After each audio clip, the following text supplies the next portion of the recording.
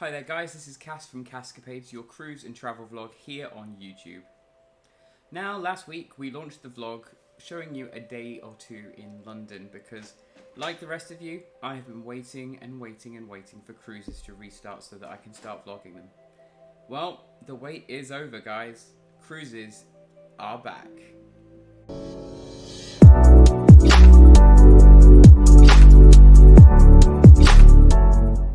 So, cruises are back indeed. What I'm going to do today is start you off by talking about the cruise restart. Which lines are sailing already, which lines are about to sail, and what can we expect from the cruise experience on board? What protocols are in place, and do they differ amongst different ports and different itineraries? I'm going to start with Carnival. Now, Carnival, as you may know, decided not to follow the suit of places like Celebrity or Royal Caribbean. They didn't move any of their ships to a different home port while the CDC was blocking them from sailing in the US. So it was July 3rd that the Carnival Vista sailed successfully from Galveston, Texas. First cruise for them, and just one day later, the Carnival Horizon joined them, sailing out of Miami. Now the Horizon grabbed the headlines because not only was John Heald, the Carnival Cruise Line's brand ambassador, on board, but also Christine Duffy, CEO of Carnival Cruise Lines, and a special guest. That's right, Carnival Mardi Gras joined alongside the Horizon to sail her off as an escort. What a special moment. We all saw it in the papers and on the news. Some great videos of that. Having a bit of a horn battle, but also just the first glimpse really that a lot of people have got of this amazing new ship who will be joining the fleet soon. So, what's next for Carnival? Well, the Breeze will be sailing out on the 15th of July and Mardi Gras at the end of the month. But in big news recently, we also know that Carnival will be resuming their Alaska season. We thought Alaska was completely out of the picture this year because there is a nice little bit of legislation that stops any ship sailing from the US from going to anywhere else in the US without stopping at a port in a different country. Now, when sailing to the Alaska area, ships often stop in Canada, but Canada has put a ban on cruise ships, and that is not due to end until 2022. However, President Biden has overruled that legislation and has allowed people to sail. So Alaska, at least part of the season, is saved. Now, for those of us wanting a more luxurious cruise, the beautiful line of Cunard is sailing for UK guests only this week on the 19th of July with Queen Elizabeth. For those wanting to sail on Queen Mary 2, you'll have to wait until November 14th, and there'll be a transatlantic cruise that takes you from the UK all the way to New York City. For those of us wanting a Disney cruise, and I would absolutely love a Disney cruise, but it's a little bit out of my budget at this stage, they're starting their UK-only Magic at Sea Seacations on Disney Magic, starting this Thursday just gone. Dream and Fantasy scheduling to resume on August 9th and September 4th respectively, and Wonder returning September 24th. For those sailing Holland America, Seattle to Alaska cruises on the New Amsterdam begin July 24th, and the Eurodam is sailing Med cruises from August 15th. For the US market, expect the Zuiderdam and Koningsdam to start September 18th and October 10th, visiting Mexico, Hawaii and the Panama Canal. Now, an interesting one is MSC Cruises. Now, some of you may know MSC for being sort of a budget line, some may see it as a European line. It's a bit of everything. It's quite an unusual line in that respect. It appeals to so many different groups. It's an Italian line, and they've been successfully sailing around Europe since May, launching their brand new ship, the MSC Virtuosa, recently on short cruises from the UK, and they plan to launch 7 more vessels by August 1st, including resuming from Miami. Now, MSC has their yacht club, brilliant concept, very similar to Norwegian's Haven, and we will go into those in a future video. Speaking of Norwegian, July 25th is the big day. Norwegian Jade is the first ship to sail for them. She's setting sail from Piraeus, which is the port of Athens in Greece, and she's followed by the Encore to Alaska, and of course the Gem in the Caribbean. I'm going to be sailing on the first few sailings from the Epic, which is going to be sailing from Rome and Barcelona starting September 5th. So expect full vlogs, reviews and everything coming from that beautiful ship and the very divisive ship of the Norwegian Epic. Next line we're going to talk about is Princess. Princess begins sailing July 25th to Alaska on the Majestic Princess. So it's all happening in Alaska this season. And the UK Seacations as well, so 3 and 4 night trips, as well as some 7 nights, I believe, later in the season on Regal Princess, one of the royal class of ships that Princess have. That starts July 31st, and I'll actually be sailing on one of those, so you can have lots of content coming from Regal Princess coming soon. As well as Regal Princess, 8 more vessels are going to start for Princess, setting sail from Los Angeles, San Francisco and Fort Lauderdale between September 25th and November 28th.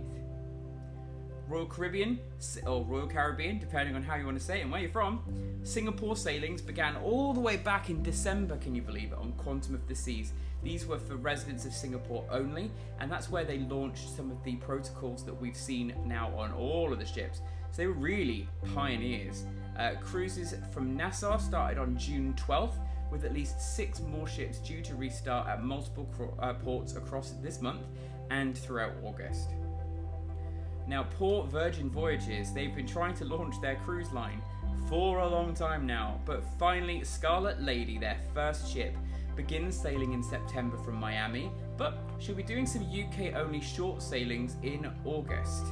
So that's going to be really good to get some bugs out of the system, but also get the UK guests a chance to sail on Virgin Voyages. Valiant Lady, their second ship, has been delayed to beginning November 14th. So it's really clear, guys, cruising is back. So let's start talking about these COVID protocols and what we can expect on board.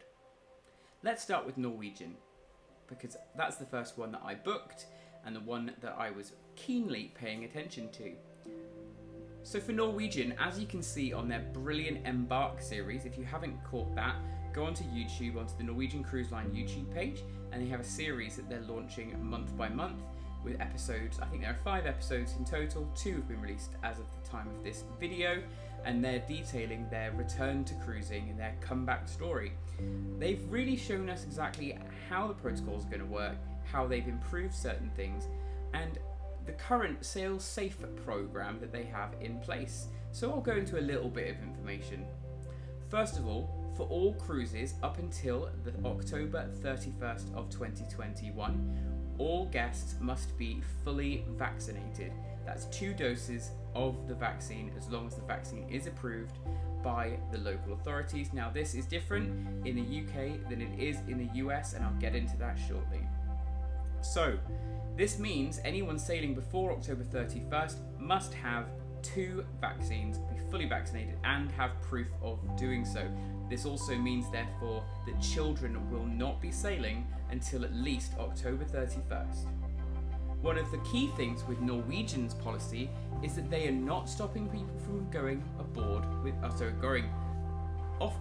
without a shore excursion.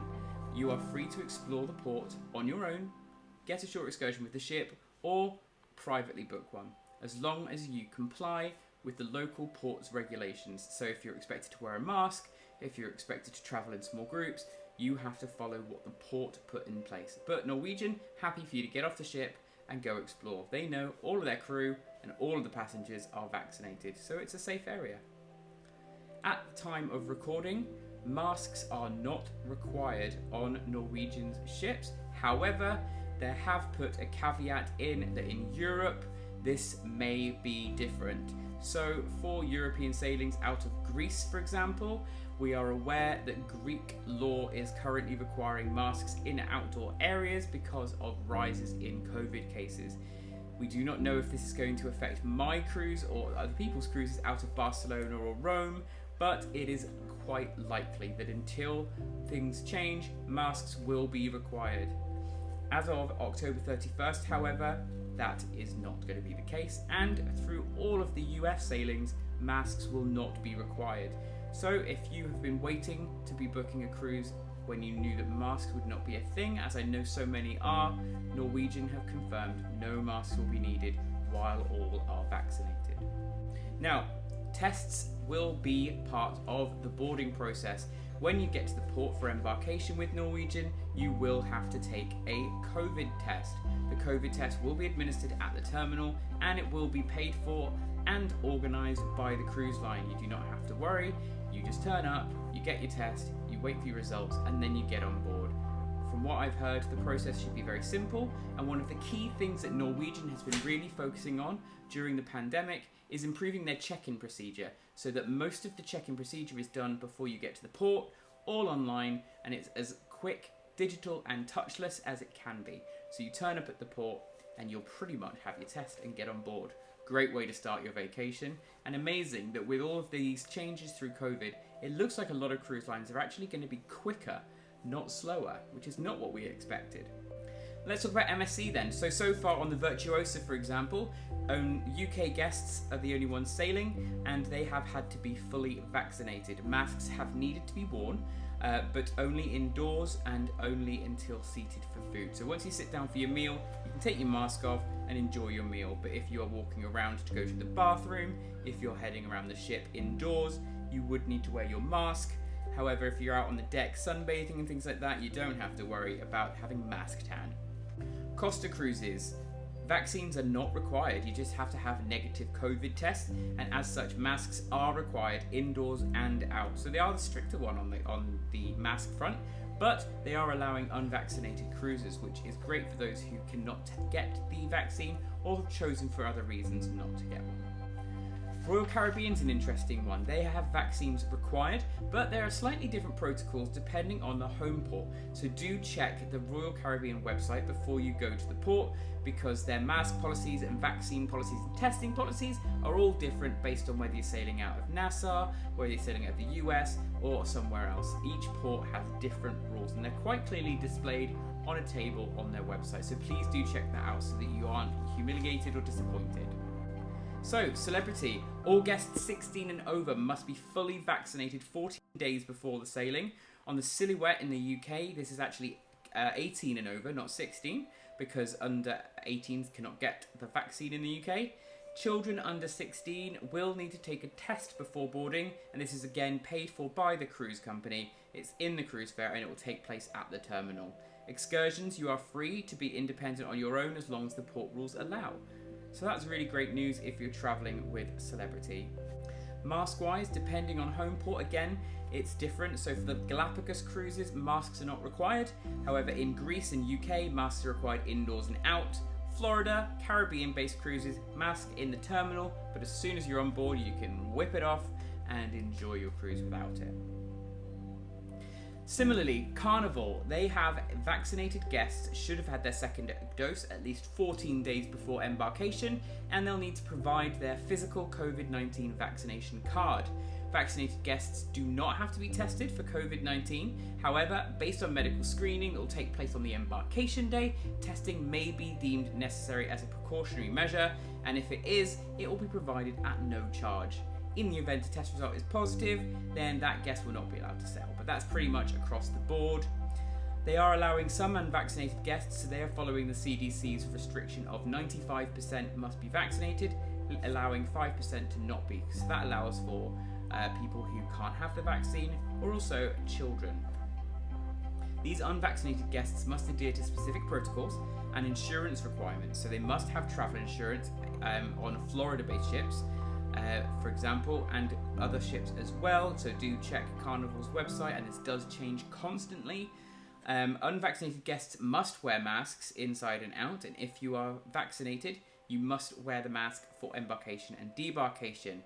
Children, so supervised kids programs like Camp Ocean will not be running for the foreseeable future, as no kids under the age of 12 will be sailing, but as those who are 12 can get the vaccine, teen clubs will be running as normal. Do be aware, due to new embarkation processes for Carnival, all guests will need to complete online check-in and select an arrival appointment. So that gives you a little bit more information about what to expect. Now, there's lots of debates online about masks and vaccines and things like that, and I'm not going to get into my opinions or my thoughts or anything like that. I think we all just need to understand that every cruise line is going to have their own policies. And when we book with them, we book knowing that these are going to be the case. And a lot of the time, we've booked these cruises a long time ago when we didn't know what the protocols were. Now, be aware that you have a contract with that cruise line. That cruise line contract may give you a certain amount of time when you can cancel your cruise based on changes in contract. So if you're not happy with the fact that you have to wear a mask or that you can't have the vaccine, do check your rights to see if there's something you can do. A lot of cruise lines are offering future cruise credits, and if you cancel, they're offering you lots of different things that you can do if you need to change your plans, and that's absolutely understandable. I think that a lot of people who are currently thinking about sailing are happy to wear a mask or happy to get the vaccine, so I don't see there being a problem filling the ships. A lot of them are sailing at a lesser capacity, so I think cruising will be back, and those people who are unwilling to travel under the current conditions, I would just suggest wait until these things have changed. It's not going to be forever, it's not going to be for long. As I said with Norwegian, for example, they're going to be reviewing in the end of October, so it could be by the end of this year things are back to normal, but then we thought that last year, so don't hold your breath. Do your research, check your personal cruise line of choice and see what their protocols are, and if you are happy with them, then click the book button.